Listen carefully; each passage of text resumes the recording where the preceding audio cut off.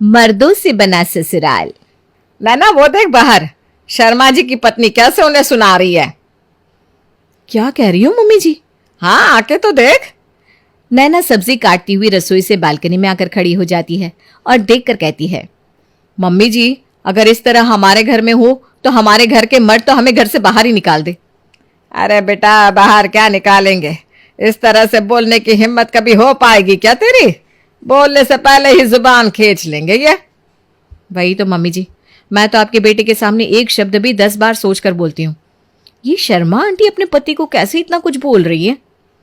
इतने में ही राकेश अपनी कड़क आवाज में कहता है, खाना नहीं बनाना क्या आज? दोनों फ्री होकर बालकनी में लटक रही हो? लगता है काफी फ्री टाइम मिल गया है दोनों को। काम वाली ये सारा काम कर देती है तो दोनों सास बहू बैठी चुगलियां करती रहती है। अंकुश कल से काम वाले को हटा देना। चुगली करने और बालकनी में खड़े रहने से अच्छा है कि दोनों काम करेगी, घर के पैसे भी बचेंगे और इनकी सेहत भी अच्छी रहेगी। राकेश की आवाज सुनकर दोनों सास बहू के तोते उड़ जाते हैं। दोनों बालकनी से अंदर आकर सिर झुकाकर खड़ी हो जाती है। फिर धीरे से अंजना कहती है, काम वाली को हटाने की क्या जरूरत है? वो बहू नाश्ता बना रही थी और मेरी आंखों में कुछ चला गया था तो रोशनी में निकाल रही थी। बहू तू रसोई में जा, इन दोनों को दुकान भी जाना है ना। बस 10 मिनट में खाना लगा रही हूँ। नैना रसोई में चली जाती है और अंजना फिर से राकेश से कहती है, जी आप मेरी बात सुन रहे हो ना? काम वाली को हटा देंगे तो कैसे चलेगा? इन बूढ़ी हड्डियों में अब जान ही कहाँ बची है। और नैना है जो बेचारी दिन भर रसोई में लगी रहती है।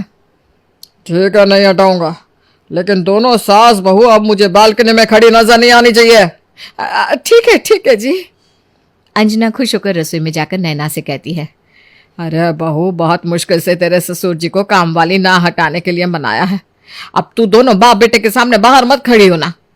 हाँ मम्मी जी, पता नहीं दोनों बाप बेटे कैसे हैं, एक जरा हमारे मन का होने नहीं देते। अरे छोड़ना बहू, अब जैसे भी है इन्हें हमें ही झेलना होगा।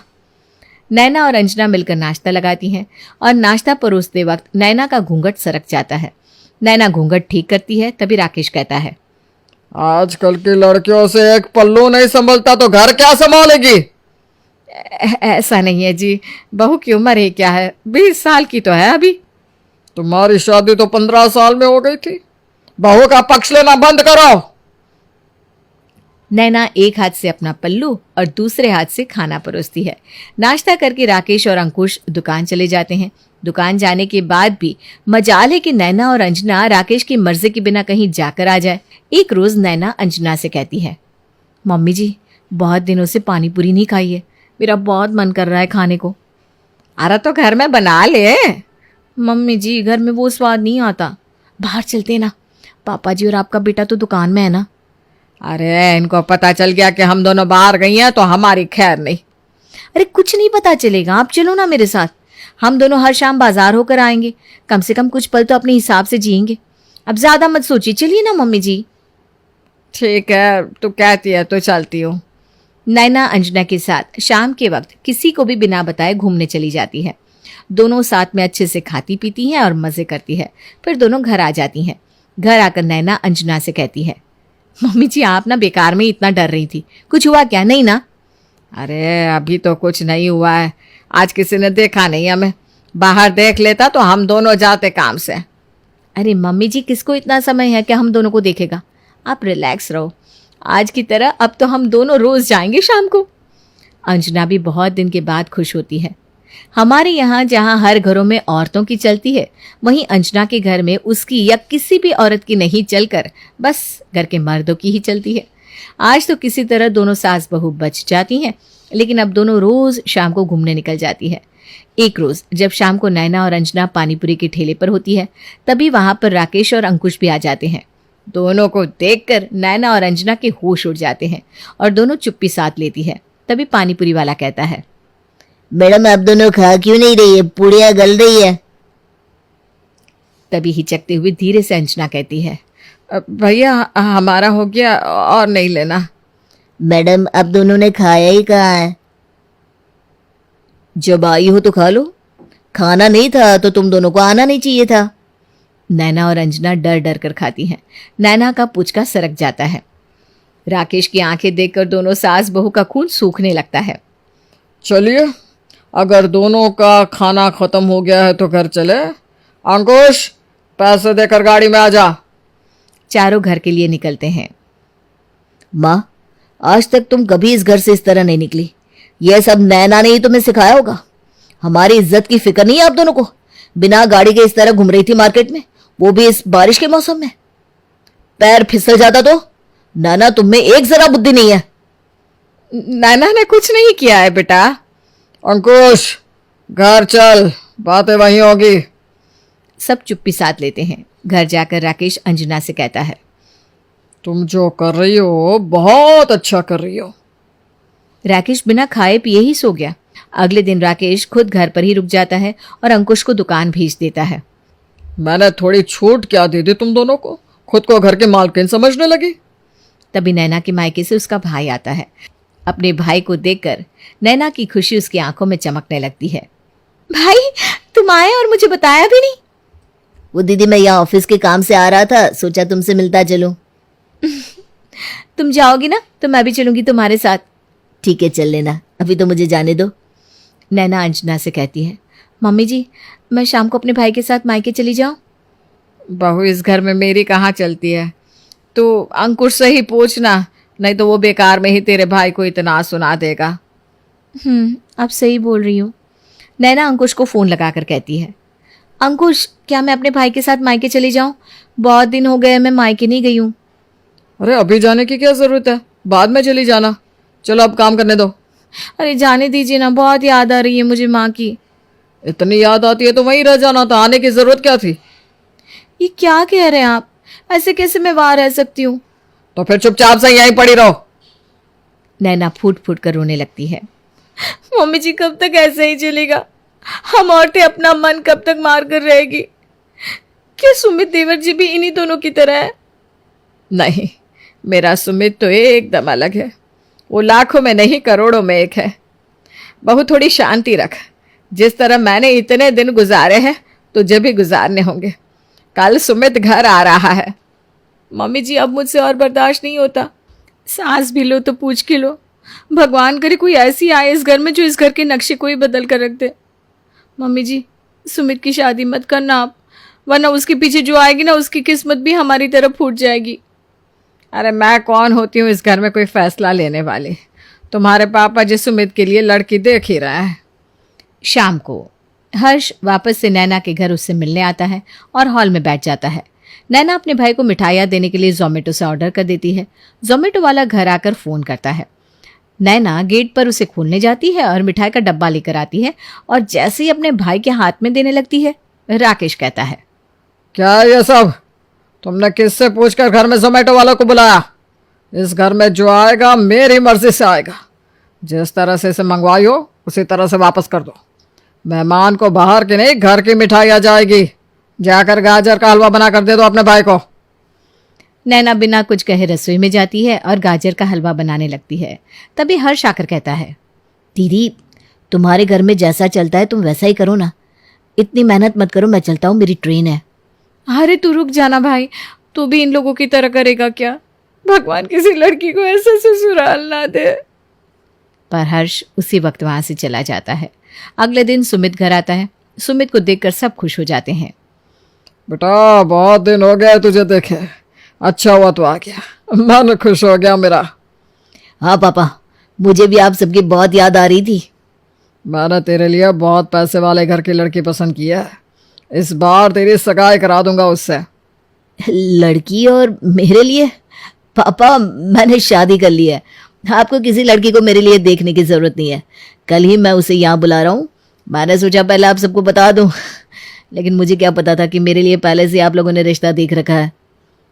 नैना मन ही मन सोचती है, अच्छा हुआ देवर जी ने अपनी पसंद से शादी कर ली, वरना ये लोग तो फिर किसी लड़की को लेकर आते और उसे अपने हाथों की कठपुतली बना लेते। सुमित नैना और अंजना के पैर छूता है।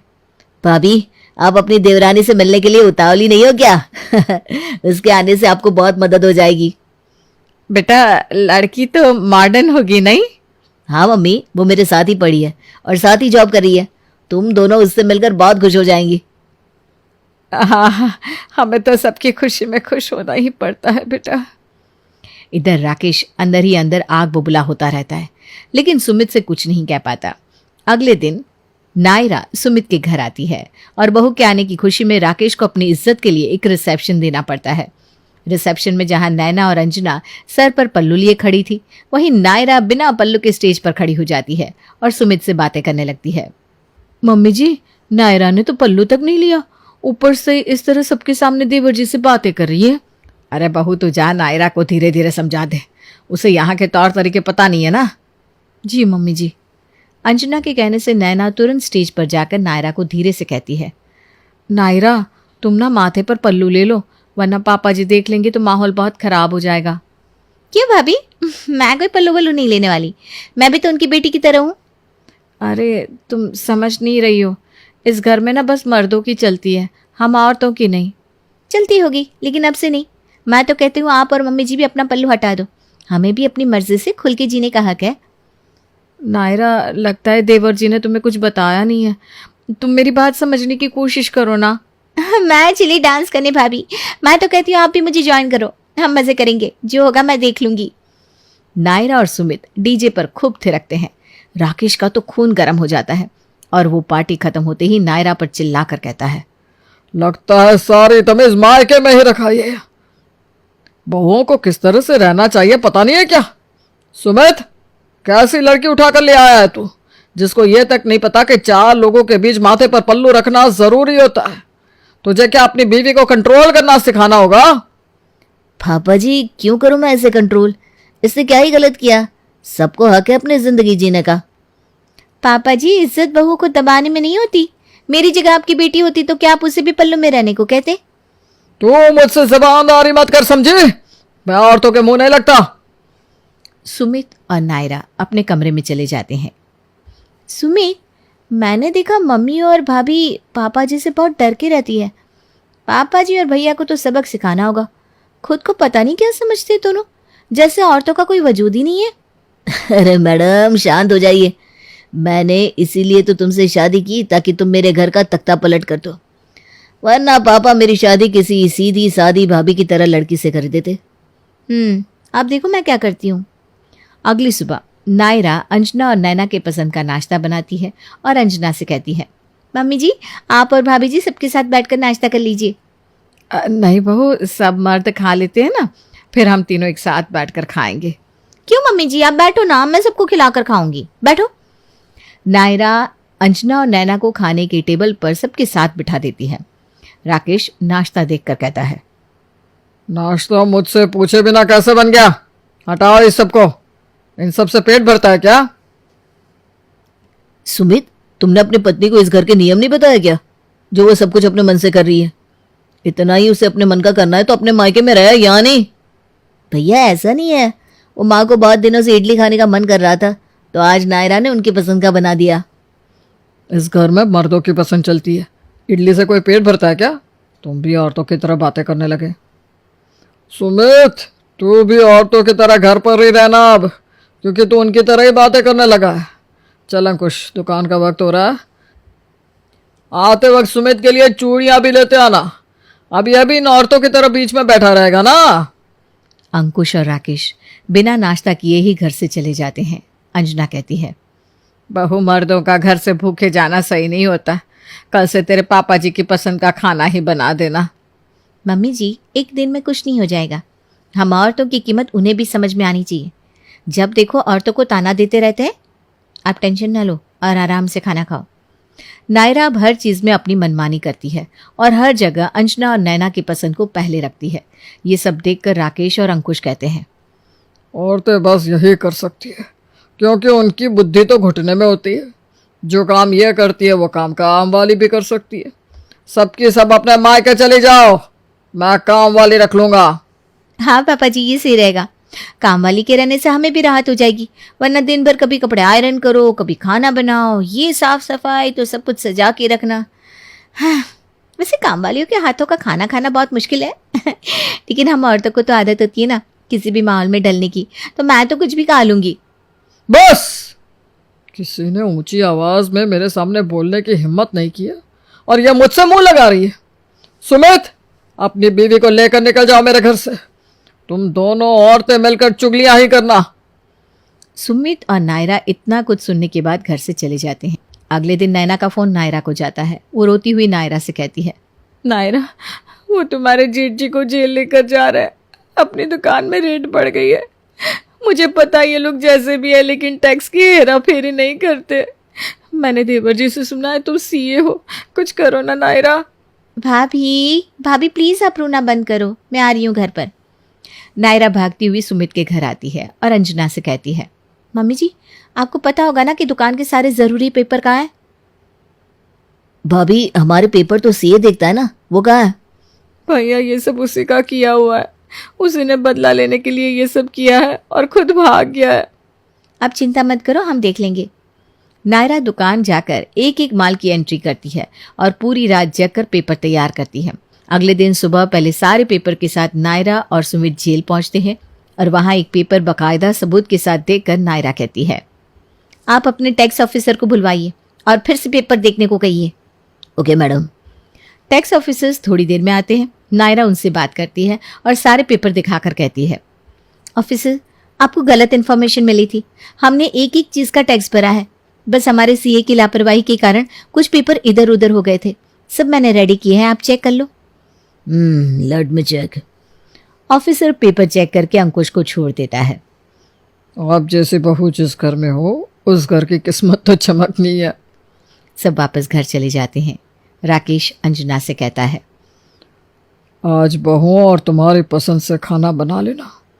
औरतें मर्दों से ज़्यादा सहनशील होती है, जिसका हम मर्द गलत फ़ायदा उठाकर उस पर अत्याचार करते हैं। लेकिन फिर भी वही औरत ज़रूरत पड़ने पर अपने घर वालों के लिए सबसे लड़ जाती है। नायरा बहू ने मेरी आंखें खोल दी। राकेश अंजना को पहली बार गले लगाता है और अब अंजना का घर मर्दों के नहीं औरतों की मर्जी से चलने लगता है।